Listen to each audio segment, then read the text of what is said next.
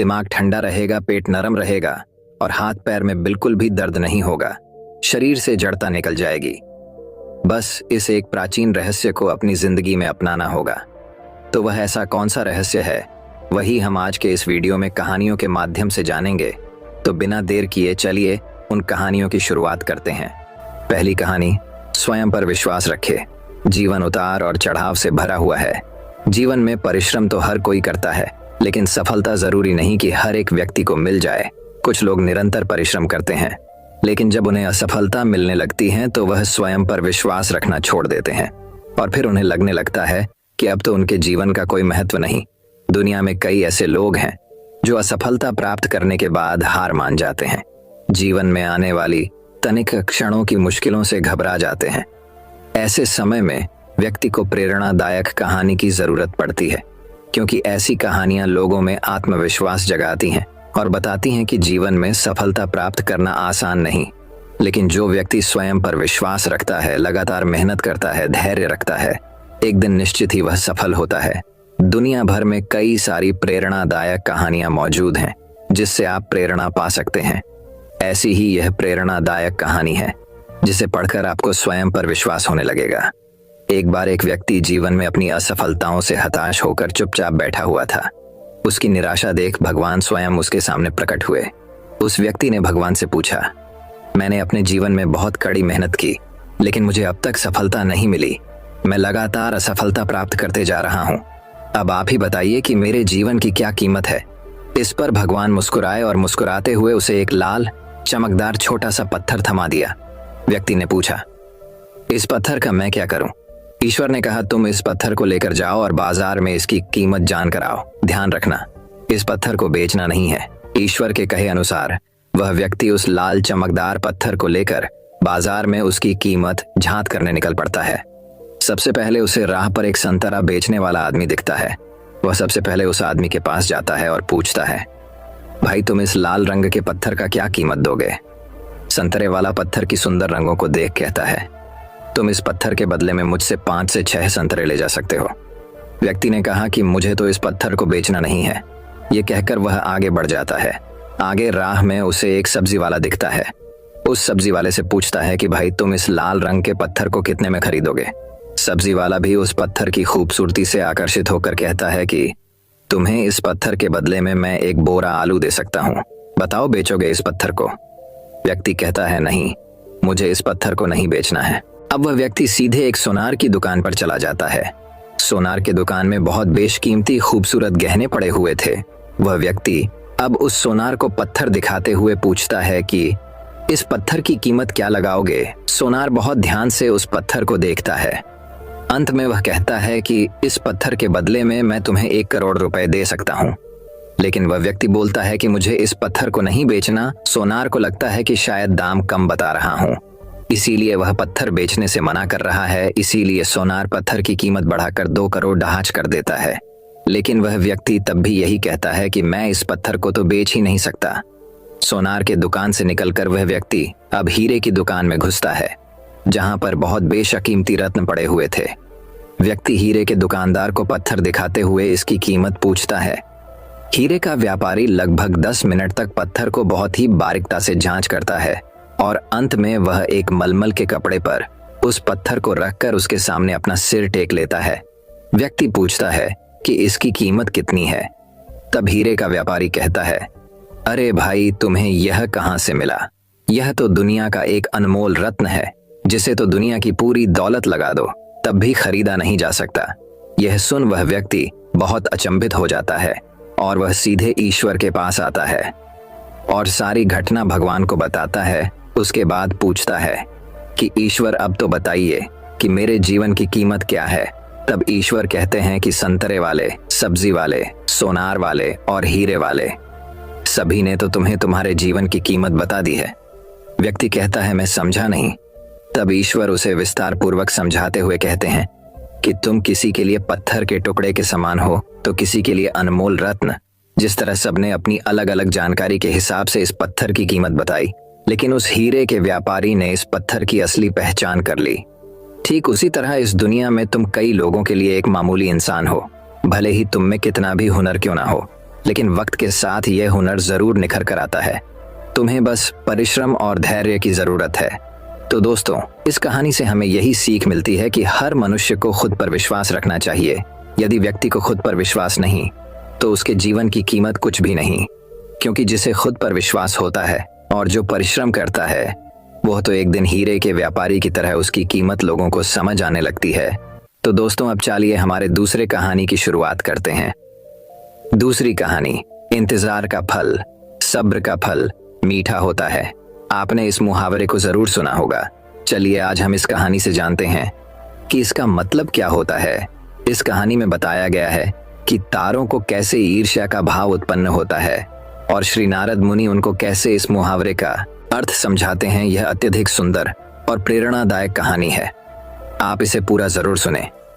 जब सूरज अस्त हो रहा होता है तब हल्की हल्की संध्या उत्पन्न होती है और चारों तरफ शांत वातावरण जैसा एक अंधेरा सा छा जाता है। सभी जीव जंतु, पशु पक्षी अपने निवास स्थान को जाने लगते हैं और हल्की हल्की हवा चलने लगती है। हम जब आसमान की ओर देखते हैं तो सूर्य अस्त होता रहता है। तभी आसमान में तारे टिमटिमाने लगते हैं। कुछ तारे अत्यधिक चमकीले होते हैं परंतु कुछ कम चमकीले होते हैं। अधिक चमकीले वाले तारों पर हमारी नज़र जल्दी पहुंचती है परंतु कम चमकीले वाले तारों पर हमारी नज़र बहुत कम ही जाती है।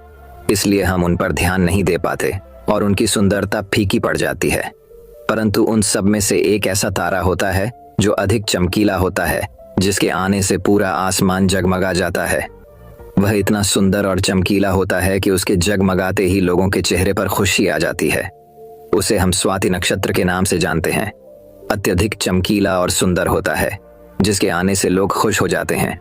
इसीलिए बाकी के नक्षत्र स्वाति नक्षत्र से ईर्ष्या करते हैं और अपनी इस ईर्ष्या की कथा को श्री नारद मुनि को बताते हैं। नारद मुनि उन सभी तारों को समझाते हुए कहते हैं कि देखो, जो भी सब्र करता है उनकी कीर्ति संसार में होती है और मुझे प्रतीत होता है कि आप लोगों में धैर्य नहीं है। इसीलिए आप लोग संध्या काल में होते ही तुरंत जगमगाने लगते हैं। लेकिन स्वाति नक्षत्र अत्यधिक समय के बाद आसमान में निकट आता है। तभी उसकी प्रतिस्पर्धा इतनी अधिक होती है, तभी सभी लोग के चेहरे पर मुस्कान आती। इसीलिए कहा जाता है कि हमें सब्र करना चाहिए, क्योंकि उसका फल मीठा होता है। यदि तुम देर में आसमान में टिमटिमाते होते तो तुम्हारा भी महत्व होगा और तुम्हें भी लोग अलग नाम से जानेंगे। नारद मुनि द्वारा समझाई गई बात सभी तारों के समझ में आ गई। सब्र का फल मीठा होता है, ये बात हम सब जानते हैं और इसे हम लोगों ने महसूस भी किया है। मैं हमेशा अपने कार्य को पूरा करने के बाद उसके परिणाम के इंतजार में उतावला हो जाता हूँ, या फिर अपने आने वाले कार्य को पूरा करने के लिए उतावला हो जाता हूँ, जिससे मेरा आने वाला कार्य बिगड़ जाता है। परंतु मुझे ऐसा नहीं करना चाहिए। मुझे सब्र करना चाहिए उस परिणाम का या उस आने वाले कार्य का, जिससे मैं उस कार्य को अच्छे से समाप्त करूं और उसका परिणाम भी अच्छा हो। हम जानते हैं जल्दी में लगाया हुआ निशाना हमेशा अपने गोल से बाहर जाता है। हमें धैर्य पूर्वक उस निशाने को भेजना चाहिए, तभी हमें जीवन में सफलता मिलेगी। हमें किसी भी कार्य को धैर्य पूर्वक करना चाहिए, तभी सफलता के दरवाजे खुलते हैं। धैर्य ही ऐसा शस्त्र है जो विकट परिस्थितियों में मनुष्य के मस्तिष्क का संतुलन बनाए रख सकता है और उसको आगे आने वाली चुनौतियों से निपटने के लिए नए मार्ग को बतला सकता है। बड़े बड़े महात्मा और महापुरुषों के द्वारा भी बताया गया है कि हमें भी किसी कार्य में सफलता पानी है तो उसे चिंता मुक्त होकर करना चाहिए और सब्र रखना चाहिए। परिणाम की सफलता अवश्य मिलेगी। तो दोस्तों, अब चलिए हमारे तीसरी कहानी की शुरुआत करते हैं। तीसरी कहानी, टाइम मोटिवेशनल स्टोरी। हमारी जिंदगी छोटे छोटे समय के भागों में बटी हुई है। हमारी जिंदगी में कई दिन, कई घंटे, कई मिनट और कई सेकंड होते हैं, परंतु कुछ लोग इसी समय में उस मुकाम को हासिल कर जाते हैं जिसकी उन्हें चाह होती है। वे समय का सदुपयोग करते हैं और अपने जीवन में सफल हो जाते हैं। एक गांव में एक गरीब आदमी रहता था। उसके घर में उसकी पत्नी और उसकी एक बेटी और एक छोटा बेटा था। उसकी पत्नी दूसरों के घर में काम करके अपने परिवार का खर्च चलाती थी। उसका पति, जिसका नाम रामू था, रामू दिन भर नशे में डूबा रहता था और दूसरों के साथ अपना समय बर्बाद किया करता था। कहीं इधर ताश के पत्ते खेलता दिखता था तो कहीं उधर लोगों के दरवाजे में बैठकर गपशप मारा करता था। अपने परिवार का ख्याल उसे बिल्कुल नहीं था। उसके माता पिता ने उसकी शादी कराकर गलती कर दी थी। बेचारी उसकी पत्नी दिन रात काम कर कर अपने बच्चों का पेट पालती थी। यदि उसकी पत्नी एक भी दिन काम पर न जाए तो उसके बच्चे भूखे रह जाते थे। इसीलिए उसकी पत्नी प्रत्येक दिन दूसरों के वहां काम करती थी। लेकिन रामू को इन सब बातों से कोई फर्क नहीं पड़ता था। उसे बस अपना समय बर्बाद करके हंसी मजाक और पत्ते खेलने में बहुत मजा आता था। शाम को शराब पीकर घर आकर जोर जोर से अपनी पत्नी को चिल्लाता था। कई बार उसने अपनी पत्नी को मारा भी, लेकिन अब उसकी पत्नी करें भी तो क्या, वह तो अपने बच्चों को छोड़कर नहीं जा सकती थी। रामू को जो कोई भी समझाता था कि रामू कुछ कार्य करा करो, पैसे कमाया करो, अपने परिवार का खर्च तो उठाओ, तुम्हारे 2 बच्चे हैं, तुम्हारी पत्नी है, उनकी देखभाल करो, ऐसे अपना समय क्यों बर्बाद करते हो। रामू उसके ऊपर बिगड़ जाता था और कहता, तुम्हें इससे लेना देना क्या, मैं कुछ भी करूं, यह मेरा जीवन है, मैं तुम्हारे घर में खाता हूं क्या। इसके कारण कोई भी गांव का सदस्य इससे इस विषय में बात ही नहीं करता था। वह सुबह खाकर निकल जाता था और रात में शराब पीकर आता और अपनी बीवी के ऊपर गुस्सा करता था। ऐसा ही कुछ दिनों तक चलता रहा। कुछ दिनों बाद संसार में एक ऐसी बीमारी ने जन्म लिया जो मानव जाति के लिए अत्यधिक खतरनाक थी। चारों तरफ उस बीमारी का कहर था। आप सब जानते होंगे मैं कोरोना वायरस की बात कर रहा हूँ। जब सरकार द्वारा लॉकडाउन लगा दिया गया था तब चारों तरफ लोगों का एक दूसरे के वहां आना जाना बंद हो गया था। सारे कार्य, सारी फैक्ट्रियां, सारी गाड़ियां इत्यादि बंद हो गए थे। अब रामू का परिवार भूखा मरने लगा था, क्योंकि उसकी पत्नी जो रोज कमाने जाती थी वह अब किसी के घर इसी कारण नहीं जा पाती थी कि कहीं इस बीमारी की वजह मैं न हो जाऊं। लोग उसे अब काम पर बुलाना बंद कर दिए थे। उसके परिवार में अनाज का एक दाना भी नहीं पता था, ना उसके घर में कुछ पैसे थे। अब वह क्या करता। उसका छोटा बेटा भी बीमार हो गया था। उसके बच्चे की तबीयत ज्यादा खराब हो गई थी। तब रामू को समझ आया कि अपने परिवार को ध्यान देना चाहिए। उसने बच्चे को अस्पताल ले जाने का सोचा, परंतु उसके पास पैसे नहीं थे। वह गांव वालों से पैसे मांगने गया। गांव वालों ने कहा, पहले कहने पर तो हम लोगों को ही जली कटी सुना देते थे, अब इस लॉकडाउन में हमारे पास कहां से पैसा आए। यही कहकर वह लौटा देते थे। रामू अत्यधिक परेशान था। अब करें तो भी क्या करें। वह चाह कर भी कुछ नहीं कर सकता था। एक पूरा दिन बीत गया। उसके बेटे की तबीयत और भी ज्यादा खराब हो गई। तभी किसी तरह उसकी पत्नी ने जहां काम करती थी वहां से कुछ पैसे जुटाकर लाई और अब रामू अपने बच्चे को हॉस्पिटल ले जाने की तैयारी की। रामू अपने बच्चे को लेकर गांव के बाहर एक अस्पताल में पहुंचा। रामू दौड़ता हुआ डॉक्टर के पास गया। उसने कहा, मेरे बच्चे को बचा लीजिए। डॉक्टर साहब ने सारे इंस्ट्रूमेंट लगाकर चेक किया, तब उसका बेटा मर चुका था। डॉक्टर साहब ने यह बात रामू से कही कि यदि तुम अपने बच्चे को 10 से 15 घंटे पहले ले आते तो मैं तुम्हारे बच्चे को बचा लेता। मुझे बहुत दुखी होकर कहना पड़ रहा है कि मैं तुम्हारे बच्चे को मैं बचा ना सका। यह सुनकर रामू के पैरों तले के नीचे से जमीन खिसक गई। वह रोने लगा। उससे कहने लगा, यह सब मेरी गलती है। मैंने जीवन में कुछ नहीं किया, सिर्फ अपने समय को बर्बाद किया है। यदि आज मेरे पास पैसे होते तो मैं अपने बेटे को हॉस्पिटल जल्दी ला पाता और मेरा बेटा बच जाता। मैंने अपने जीवन में समय को बहुत बर्बाद किया है, लेकिन आज मुझे समय को अहमियत पता चल गई है। तो हमें इस कहानी से यह शिक्षा मिलती है कि हमें अपने समय को बर्बाद नहीं करना चाहिए, उसका सदुपयोग करना चाहिए। तभी हमें अपने जीवन में सफलता मिल सकती है। इस कहानी में अगर रामू पहले से काम करता होता तो उसके पास पैसे होते और अपने बेटे का इलाज करा पाता, जिससे उसका बेटा आज जिंदा होता। मित्रों, हमें हमेशा अपने समय का सदुपयोग करना चाहिए। तो दोस्तों, अब चाली हमारे चौथी कहानी की शुरुआत करते हैं। चौथी कहानी वृद्ध महिला जोधपुर की एक चर्चित दुकान पर लस्सी का ऑर्डर देकर हम सब दोस्त यार आराम से बैठकर एक दूसरे की खिंचाई और हंसी मजाक में लगे ही थे कि एक लगभग 75 से 80 वर्ष की बुजुर्ग महिला पैसे मांगते हुए मेरे सामने अपने हाथ फैलाकर खड़ी हो गई। उनकी कमर झुकी हुई थी, चेहरे की झुर्रियों में भूख तैर रही थी, नेत्र भीतर को धंसे हुए किंतु सजल थे। उनको देखकर मन में न जाने क्या आया कि मैंने अपनी जेब से सिक्के निकालने के लिए डाला हुआ हाथ वापस खींचते हुए उनसे पूछ लिया, दादी जी लस्सी पियेंगे? मेरी इस बात पर दादी कम अचंभित हुई और मेरे मित्र अधिक, क्योंकि अगर मैं उनको पैसे देता तो बस 5-10 रुपए ही देता, लेकिन लस्सी तो 30 रुपए की एक है। इसलिए लस्सी पिलाने से मेरे गरीब हो जाने की और उस बूढ़ी दादी के द्वारा मुझे ठग कर अमीर हो जाने की संभावना बहुत कम बढ़ गई थी। दादी ने सकुचाते हुए हामी भरी और अपने पास जो मांग कर जमा किए हुए 66 रुपए थे वो अपने कांपते हाथों से मेरी ओर बढ़ाए मुझे कुछ समझ नहीं आया तो मैंने उनसे पूछा, ये किस लिए? इनको मिलाकर मेरी लस्सी के पैसे चुका देना बाबूजी। भावुक तो मैं उनको देखकर ही हो गया था, रही बची कसर उनकी। इस बात ने पूरी कर दी। एकाएक मेरी आंखें छलछला आईं और भर भर आए हुए गले से मैंने दुकान वाले से एक लस्सी बढ़ाने को कहा। उसने अपने पैसे वापस मुट्ठी में बंद कर लिए और पास ही जमीन पर बैठ गई।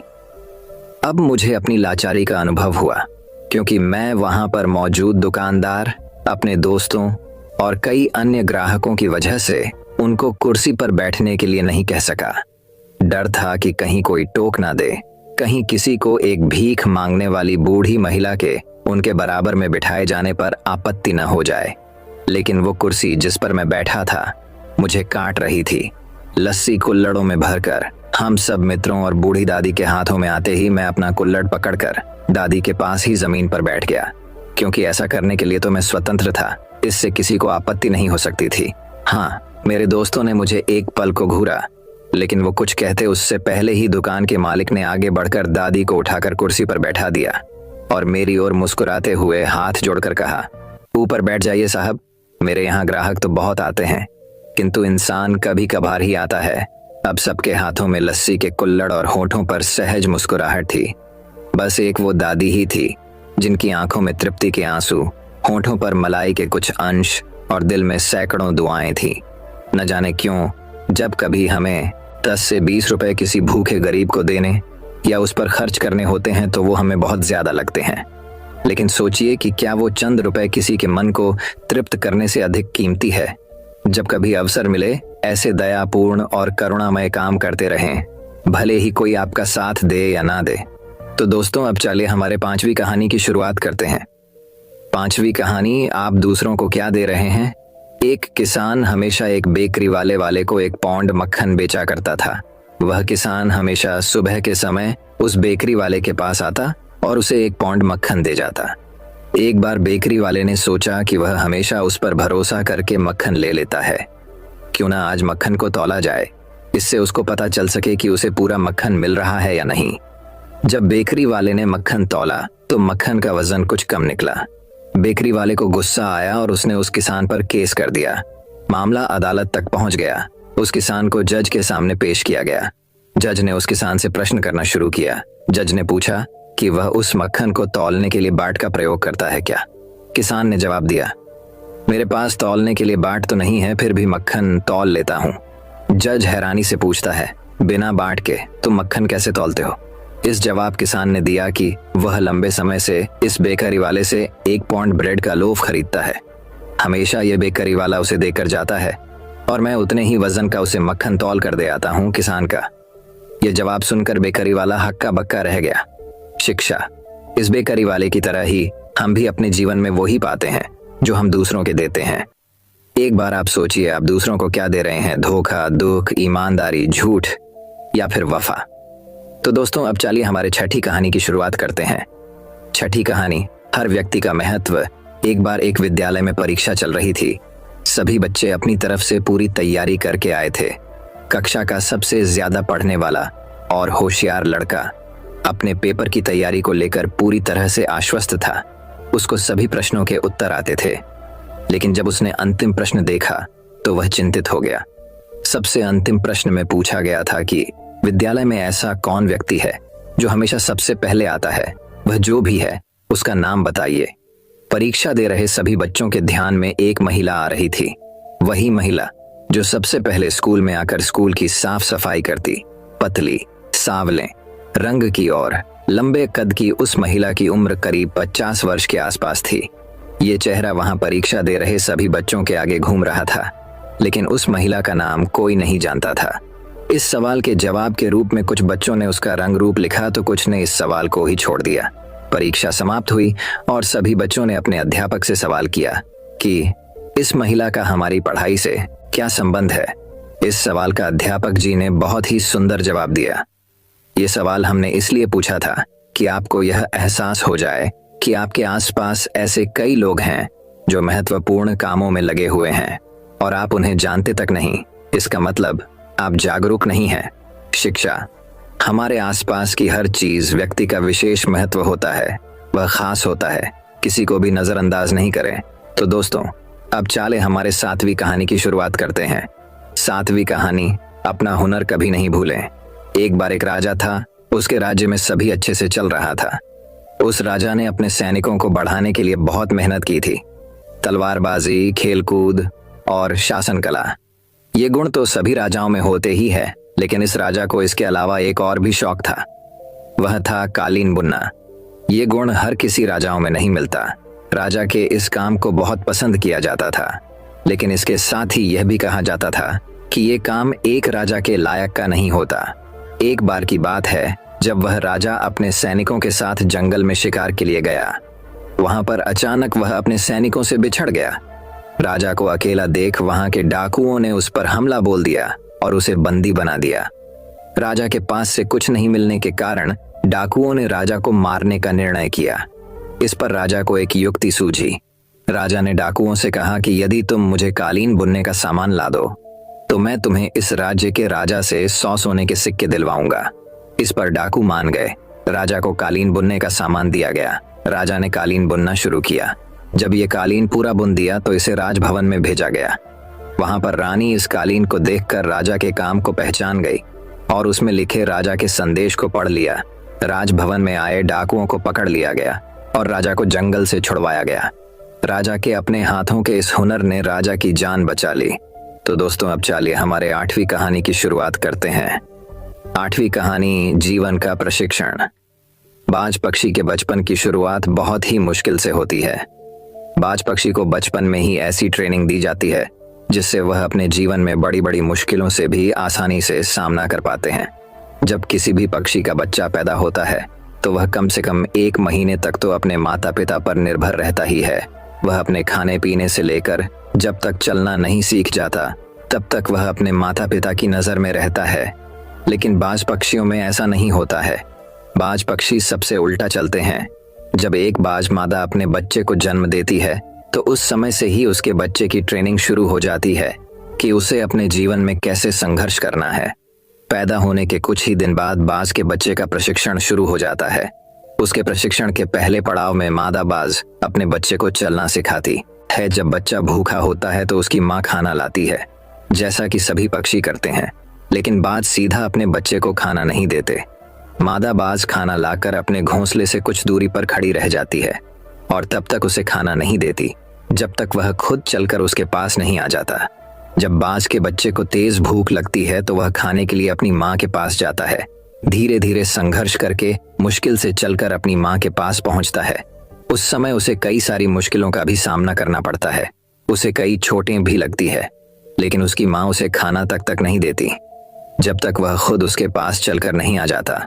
उसकी माँ कठोर दिल रखकर सिर्फ उसके पास आने का इंतजार करती है, उसे कोई मदद नहीं करती है। जब वह चलना सीख जाता है तो दूसरा पड़ाव आता है।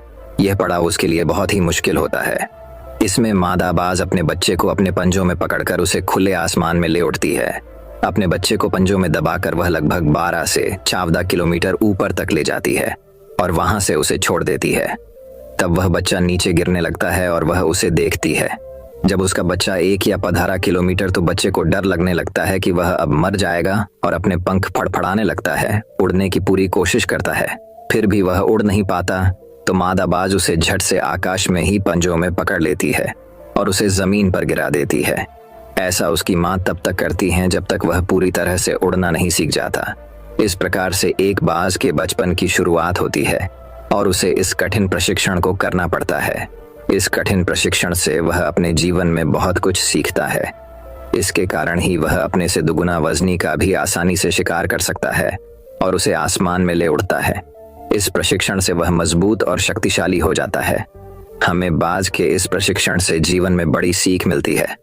हर व्यक्ति, जानवर या पक्षी अपने बच्चों से बहुत प्यार करता है।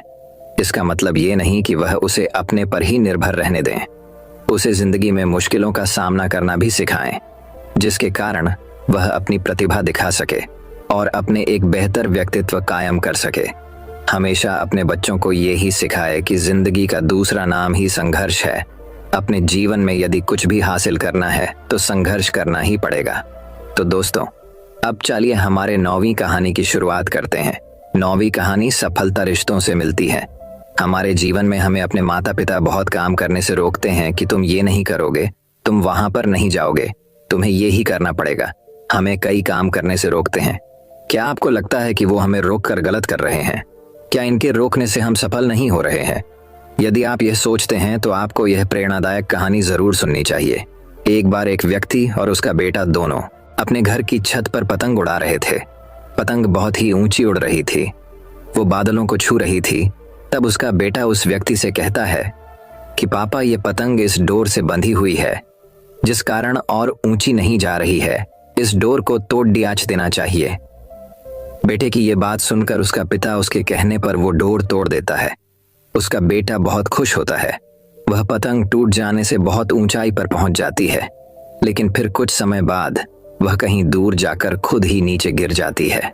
ये देख उस व्यक्ति का बेटा उदास हो जाता है। फिर वह व्यक्ति उसे कहता है कि अक्सर हमें लगता है कि हम जिस ऊंचाइयों पर है उस ऊंचाई से और भी ऊपर जाने से कुछ चीजें हमें रोक रही हैं, जैसे हमारा अनुशासन, रिश्ते, माता पिता और परिवार। इसकी वजह से हमें लगता है कि हम अपने जीवन में इस कारण ही सफल नहीं हो रहे हैं। इन सब से हमें आजाद हो जाना चाहिए।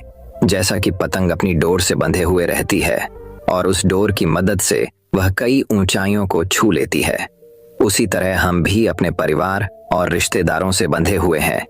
यदि हम इस धागे से जुड़े हुए रहेंगे तो कई ऊंचाइयों को छू लेंगे, लेकिन यदि हम इस धागे तो तोड़ देंगे तो ठीक इसी पतंग की तरह कुछ समय तक ही सफलता से उड़ पाएंगे, अंत में नीचे गिरकर ही रहेंगे।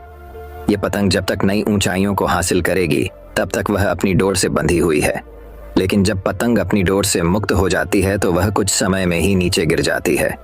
उसी प्रकार हमें भी अपने जीवन में रिश्तों की डोर से बंधे हुए रहना चाहिए, जिससे हम अपने जीवन में नई ऊंचाइयां हमेशा हासिल करते रहे।